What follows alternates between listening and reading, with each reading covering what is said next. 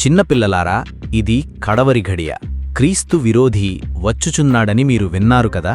ఇప్పుడే అనేకులైన క్రీస్తు విరోధులు బయలుదేరియున్నారు. చాలామంది ఏమనుకుంటారంటే, క్రీస్తు విరోధి అంటే యుగాంతములో ఎప్పుడో వచ్చే ఒక మనిషి కదా, అతనికింకా చాలా టైముందిలే అనుకుంటారు. కాని యోహాను భక్తుడు ఏమంటున్నాడు? ఆ క్రీస్తు విరోధి రాకముందే అతని ఆత్మ ఈ లోకంలో పనిచేయడం మొదలుపెట్టింది. అసలా క్రీస్తు విరోధి ఆత్మ అంటే ఏంటి? అది రక్తం తాగదు, బాంబులు వెయ్యదు. మరేం చేస్తుంది? యేసుక్రీస్తు మాత్రమే దేవుడు కాదు, ఆయన మాత్రమే రక్షకుడు కాదు, అన్ని మతాలు ఒక్కటే అని ప్రపంచాన్ని నమ్మించే ఒక మాయాజాలమే ఈ క్రీస్తు విరోధి ఆత్మ. ఈ రోజుల్లో మన కళ్ల ముందే, మన దేశాల్లో, మన నగరాల్లో ఆ క్రీస్తు విరోధి ఆత్మ ఎలా పనిచేస్తోందో నేను మీకు ఆధారాలతో చూపించబోతున్నాను. న్యూయార్క్ సిటీకి చెందిన ఒక మేయర్ అభ్యర్థి జోరాన్ మదాని ఒక మీటింగ్లో ఏం మాట్లాడాడో నేను మీకు చూపిస్తాను.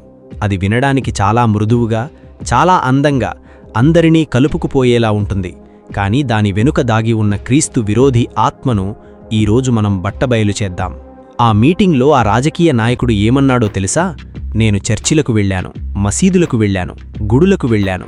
మనందరి దేవుళ్ళు వేరైనా మనందరి బాధలు ఒక్కటే, మనందరి లక్ష్యం ఒక్కటే, అందరం కలిసుందాం అన్నాడు.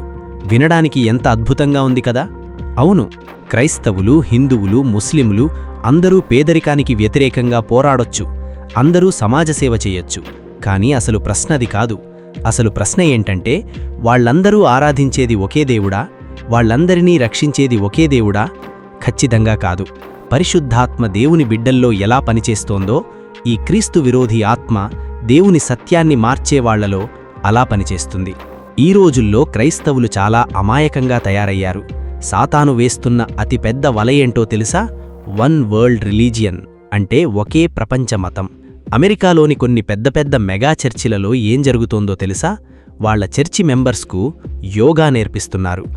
ఆరోగ్యం పేరుతో, వ్యాయామం పేరుతో అన్యమత ఆచారాలను చర్చిల్లోకి తెస్తున్నారు. పాస్టర్ చార్లెస్ లాసన్ గారు దీని గురించి ఎప్పుడో హెచ్చరించారు.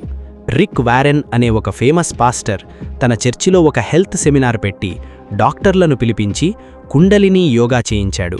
అసలు యోగా అంటే ఏంటో మీకు తెలుసా? చాలామంది అదొక స్ట్రెచ్చింగ్ ఎక్సర్సైజ్ అనుకుంటారు.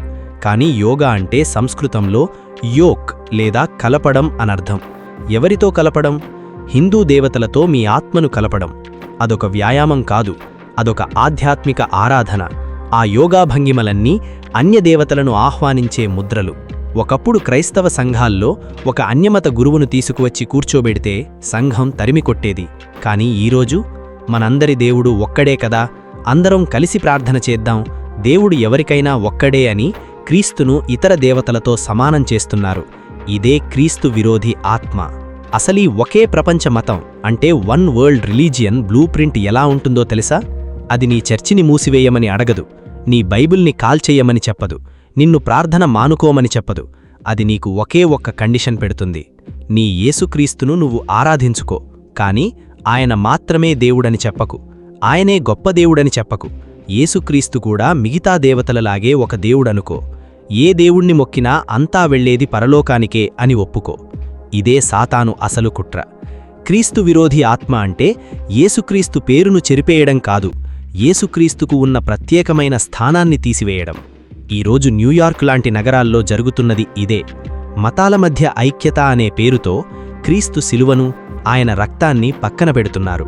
మిత్రులారా వినండి, రాబోయే ఆ ఒకే ప్రపంచ మతం చూడడానికి చాలా అందంగా ఉంటుంది. అందులో ప్రేమ ఉంటుంది, సమానత్వం ఉంటుంది, శాంతి ఉంటుంది. కానీ అందులో పాపక్షమాపణ ఉండదు. సిలువలేని నిరీక్షణ, రక్షకుడు లేని రక్షణ అందులో ఉంటాయి. అది అందరి దేవతలను అంగీకరిస్తుంది, కానీ నేను మాత్రమే దేవుడను అని చెప్పే నిజమైన దేవుణ్ణి మాత్రం అది ద్వేషిస్తుంది. అన్యమత ఆచారాలను మైండ్ఫుల్నెస్ అని, మెడిటేషన్ అని, వెల్నెస్ అని పేర్లు మార్చి క్రైస్తవ సంఘాల్లోకి మెల్లమెల్లగా చొప్పిస్తున్నారు. యేసుక్రీస్తును ఒక మత గురువుగా మాత్రమే చూపిస్తున్నారు. కానీ యోహాను 14:6లో యేసుక్రీస్తు ఏమన్నాడు? ఒకనొక మార్గాన్ని నేను అన్నాడా? లేదు, నేనే మార్గము, సత్యము, జీవము, నా ద్వారానే తప్ప ఎవరూ తండ్రి యొద్దకు రారు అన్నాడు. ఈ సత్యాన్ని చెరిపేయడమే ఈ క్రీస్తు విరోధి పని. ఇప్పుడా న్యూయార్క్ మేయర్ అభ్యర్థి చెప్పిన ఇంకొక మాట వినండి. అతను మార్టిన్ లూథర్ కింగ్ మాటలను కోట్ చేస్తూ, చర్చ్ అంటే ఎవరైనా రావచ్చు, చర్చ్ అనేది ఎవరైనా రాగల ఒక స్థలం, బైబిల్ కూడా అదే చెబుతోంది కదా, ఎవరైనా రావచ్చు. ఈ మాట కేవలం క్రైస్తవానికి మాత్రమే పరిమితం కాదు, అన్ని మతాలు ఇదే చెబుతున్నాయి అన్నాడు. వినడానికి భలే ఉంది కదా, ఎవరైనా రావచ్చు. ఈ మాట ఎక్కడిది? ప్రకటన గ్రంథం 22:17లోనిది. ఆత్మయు పెండ్లి కుమార్తెయు రమ్మని చెబుతున్నారు. దప్పిగొనిన వానిని రానిమ్ము, ఇచ్చించువానిని జీవజలమును ఉచితముగా పుచ్చుకొననిమ్ము. కాని ఆ రాజకీయ నాయకుడు ఆ వాక్యాన్ని ఎలా వక్రీకరించాడో గమనించారా? బైబిల్ ఎవరైనా రావచ్చు అని చెప్పింది ఎక్కడికి? ఏ మతంలోకైనా వెళ్లొచ్చు అని చెప్పిందా? కాదు. ఎవరైనా, ఏ కులమైనా, ఏ జాతి అయినా, ఎంత పాపి అయినా సరే యేసుక్రీస్తు దగ్గరకు రావచ్చు అని బైబిల్ చెబుతోంది. ఆ జీవజలము యేసుక్రీస్తు దగ్గర మాత్రమే దొరుకుతుంది. కాని వీళ్ళేం చేస్తున్నారు? యేసుక్రీస్తును పక్కన పెట్టేసి ఆ వాక్యాన్ని తీసుకొని మీరు ఏ గుడికి వెళ్ళినా, ఏ మసీదికి వెళ్ళినా అంతా ఒక్కటే, ఎక్కడికైనా వెళ్లొచ్చు అని బైబిల్ వాక్యాన్ని వక్రీకరిస్తున్నారు. ఒక విషయం బాగా గుర్తుపెట్టుకోండి. ఒక రాజకీయ నాయకుడు బైబిల్ పట్టుకున్నంత మాత్రాన అతను దేవుని మనిషి అయిపోడు. ఒక అబద్ధ బోధకుడు వాక్యం చెప్పినంత మాత్రాన వాడు దేవుని సేవకుడు అయిపోడు. ఎందుకో తెలుసా? సాతాను కూడా బైబిల్ వాక్యాలు చెబుతాడు. అవును, సాతానుక్కూడా బైబిల్ వచ్చు. మత్తయి సువార్త 4వ అధ్యాయంలో యేసుక్రీస్తు 40 రోజులు ఉపవాసం ఉన్న తర్వాత సాతాను అతని దగ్గరకు వచ్చి శోధించాడు. మొదట, నువ్వు దేవుని కుమారుడివైతే ఈ రాళ్లను రొట్టెలుగా మార్చు అన్నాడు. దానికి యేసయ్య, మనుష్యుడు రొట్టె వలన కాదు, దేవుని నోట నుండి వచ్చు ప్రతి మాట వలన బ్రతుకుతాడు అని వాక్యంతోనే బదులిచ్చాడు. అప్పుడు సాతాను తన రూటు మార్చాడు. యేసయ్యకే బైబిల్ వాక్యాలు చెప్పడం మొదలుపెట్టాడు. కీర్తనలు 91లోని వాక్యాన్ని తీసుకొని సాతాను యేసయ్యతో ఏమన్నాడో తెలుసా?